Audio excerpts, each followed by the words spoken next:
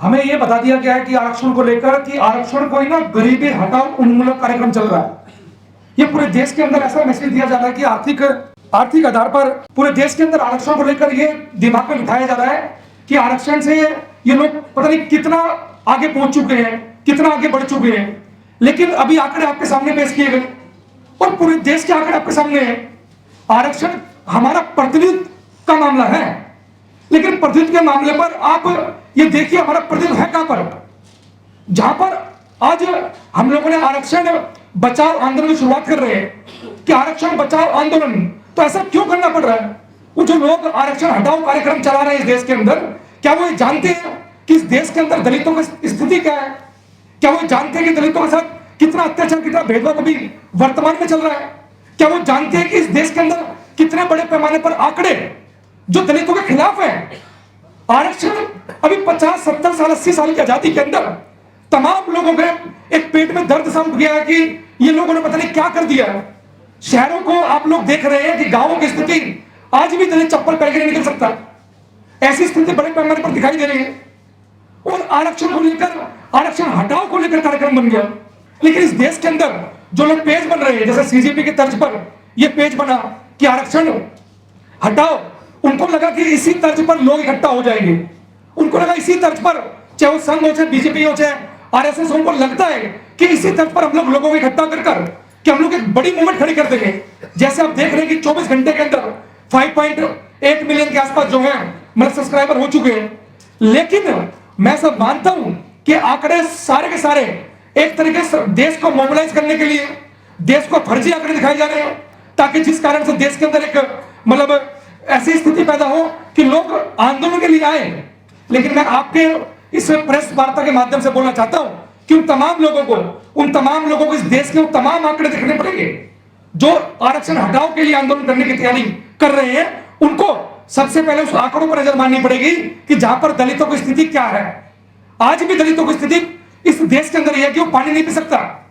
आज भी दलितों की स्थिति यह है कि वो सार्वजनिक रोड पर, सार्वजनिक शमशान घाट पर वो अपने घर के व्यक्ति को चला नहीं सकता। तो ऐसी स्थिति के अंदर आप ये देखिए, आरक्षण समानता के लिए लाया गया।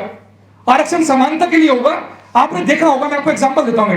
100 ग्राम अगर वजन एक्स्ट्रा हो व्यक्ति का, सामने वाले खिलाड़ी का अगर 100 ग्राम वजन भी एक्स्ट्रा हो तो वो रिंग में फाइट नहीं कर सकता।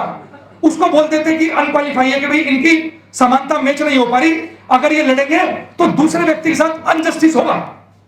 इतना बड़े पैमाने पर मतलब जहां पर 100 ग्राम का वजन कुश्ती के अंदर मायने रख रहा हो, और यहां पर हमारा प्रतिनिधि सुनने हैं। आज चाहे वो बीसीडी हो, चाहे वो तमाम तरीके से बार के मामले हो, या बड़ी बड़ी जितने भी हाई रैंकिंग साइंटिस्ट हैं, वहां पर हमारी क्या स्थिति है? हाईकोर्ट, सुप्रीम कोर्ट का आंकड़ा भी आपके सामने रखा। हम पूरे देश के अंदर आज मैं समझता हूं कि ऐसा आंदोलन या तमाम इस देश के लोगों को, और वो लोग मैं समझता हूं ज्यादातर अपर कास्ट के, सोलर कास्ट के लोग होंगे जो इस तरह की मूवमेंट को चला रहे हैं। क्या कभी आप लोगों ने देखा कि कोई अपर कास्ट के, सोलर कास्ट के लोगों ने इस देश के अंदर ऐसी मूवमेंट चलाई हो जो ये चाहते हो कि इस देश के अंदर से जातिवाद खत्म कर देते हैं, इस देश के अंदर छुआछूत खत्म कर देते हैं? लेकिन ऐसी इस देश के अंदर कोई मूवमेंट हमें दिखाई नहीं देती जो ये मूवमेंट चलती हो कि इस देश के अंदर हम छुआछूत खत्म करेंगे, इस देश के अंदर जातिवाद खत्म करेंगे। लेकिन सिर्फ और सिर्फ आज इस देश के अंदर बड़े पैमाने पर नरेंद्र मोदी की सरकार जब चुनने जा रही थी 2024 के अंदर, एमपी भरे मंच पर से ये बोल रहे थे कि बस एक बार हमें 400 पार करा दो, हम इस संविधान को बदल देंगे। मतलब उनकी मंशा जग जाहिर है। वो चाहते हैं कि संविधान की वजह से हम लोग लड़ पा रहे हैं, संविधान की वजह से हम लोग फाइट कर पा रहे हैं। वो लोग चाहते हैं कि इस देश के अंदर संविधान खत्म किया जाए। वो जानते हैं कि SC/ST एक्ट इस देश के अंदर SC के लोगों के लिए कितना जरूरी है। ये तमाम SC के लोगों से पूछ के देखो, SC/ST एक्ट होने के बावजूद हमारे साथ क्या स्थिति है। हमारी FIR दर्ज नहीं हो रही। दिल्ली देश की राजधानी के अंदर हमारे लोगों को इकट्ठा होकर बड़े पैमाने पर थाना घेरना पड़ता है, तब हमारी FIR होती है। तो देश के दूर दराज इलाकों की हमारी क्या स्थिति है? और इस देश के अंदर आंदोलन चलाया जाएगा कि आरक्षण हटाओ, संविधान हटाओ। मतलब सोच के देखिए कि देश को किस तरफ ले जाने की तैयारी की जा रही है। ये देश के अंदर मैं समझता हूं कि बहुत खराब करने की तैयारी की जा रही है। देश के अंदर एक तरफ बोला जाता है कि हम लोग तमाम इस देश के अंदर लोगों को मिलजुल कर रहना है, तमाम शांति से रहना है, तमाम लोग आगे बढ़े। लेकिन आगे बढ़ने का जो आधार है वो आरक्षण है। जब आगे बढ़ने का आधार को आप छीन लोगे और उसके बाद बोलोगे हमसे कंपटीशन करो, एक बच्चा जो मतलब पढ़ भी नहीं पा रहा है, एक बच्चे के साधन संसाधन बिल्कुल विहीन है, उसके फादर के 30 रुपए मंथली जॉब पर वो जॉब कर रहे हैं। आप भी भारत सरकार मतलब भारत के आंकड़े देखिए कि जहां पर 80 रुपए मतलब पर डे पर आज लोग जिंदा है। वो लोग जो सेंट स्टीफन के अंदर बड़े बड़े कॉलेजों के अंदर पढ़ रहे हैं, वो चाहते हैं कि उनसे मुकाबला हो, तो उनके लिए तो आरक्षण बनाया गया, उनके लिए तो बनाया गया कि वो लोग जो पिछड़ गए हैं, जो लोग रह गए हैं, उनको बराबरी में लाया जाए। लेकिन इस देश के अंदर ये बड़ा खतरनाक माहौल बनाया जा रहा है। इस देश के अंदर ये बड़ा खतरनाक षड्यंत्र लगाया जा रहा है कि किस तरीके से दलितों को दलित रखा जाए, किस तरीके से दलितों को इस देश के अंदर आगे जो बढ़ चुके हैं उनको दोबारा पीछे बढ़ाया जाए। और जबकि आगे की स्थिति क्या है, अभी बताया कि हाई कोर्ट के अंदर हमारा प्रतिनिधित्व क्या है 2008 से तो 2026 तक। अभी कोई दिल्ली हाई कोर्ट के अंदर मैं समझ रहा हूं एक भी जज एससी का नहीं है। आप ये देखिए सुप्रीम कोर्ट के अंदर स्थिति क्या है, जहां पर हमें होना चाहिए। आप वो हमें देख रहे हैं कहां पर, हमें देख रहे हैं ग्रुप डी की नौकरी पर, हमें देख रहे हैं कलर की नौकरी पर, हमें देख रहे हैं सफाई की नौकरियों पर। तो वो जो जहां पर देखा जा रहा है, जहां पर आरक्षण की असल में जरूरत है, वहां पर तुम नगन है, वहां पर तुम शून्य है। हम तो इस मंच के माध्यम से आज प्रेस वार्ता के माध्यम से बोलना चाहते हैं इस देश के अंदर आरक्षण बढ़ाया जाए। ये आंदोलन जो आरक्षण बचाओ का आंदोलन है ना, ये आरक्षण बचाओ के साथ साथ आरक्षण बढ़ाओ का भी आंदोलन है। और हम इस मंच के माध्यम से, इस प्रेस वार्ता के माध्यम से ये बोलना चाहते हैं उन तमाम लोगों को जो इस देश के अंदर ये चाहते हैं इस देश के अंदर से आरक्षण खत्म हो। मैं समझता हूं कि 5 मिलियन की जगह अगर जैसे सीजेपी के जो जितने मिलियन में जल्दी जल्दी बढ़े, इससे भी अगर डबल क्वांटिटी में बढ़ेंगे तो दलित इस प्रोटेस्ट को लड़ने के लिए पूर्ण रूप से तैयार है। और वो मानवतावादी लोग आज खड़े हो चुके हैं। हम किसी भी कीमत पर आरक्षण को भी, SC/ST एक्ट को भी संविधान के दायरे में रहकर शांतिपूर्ण तरीके से हम जो उचित होगा हम करने के लिए पूर्ण रूप से तैयार है। लेकिन हम ये बोलना चाहते हैं कि आप लोगों को समझना पड़ेगा, इस प्रेस वार्ता के माध्यम से बोलना चाहते हैं कि तो जो जितने भी लोग इस तरह के आंदोलन की भूमिका बना रहे हैं, जो लोग जुड़ रहे हैं, मैं समझता हूं कहीं ना कहीं उनको संविधान को समझने की जरूरत है। कहीं ना कहीं आरक्षण की जो परिभाषा है, आरक्षण का जो डेकोरम है, उसको समझना पड़ेगा। SC/ST एक्ट क्यों बना उसको समझना पड़ेगा।